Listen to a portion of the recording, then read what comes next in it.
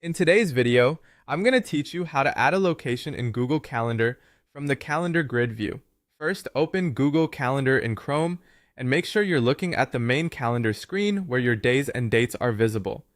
This method works best when you can clearly see the calendar grid because you'll be interacting directly with a specific day's row rather than opening a separate menu first. Once you're on the calendar, move your mouse over the day where you want to add the event details. Look just below the date headers in the main row for that day. As you hover, pay close attention to the event placeholder area. This is the space where Google Calendar lets you quickly begin creating or editing event information directly from the calendar view. When you find the correct day row, look for the context line that says Set Location. This text appears in the placeholder area and is designed to let you quickly add where the event will take place. It's useful for meetings, appointments, classes, or anything else where having a clear location helps with planning and organization. Click directly on the Set Location line.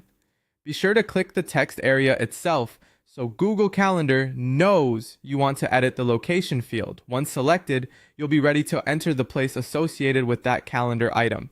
If you don't see the option right away, try hovering a little more precisely within the day row until the placeholder becomes active. A helpful tip here is to make sure you're hovering over the correct date before clicking, especially if your calendar is busy or you're working in a week or month layout with several items already displayed.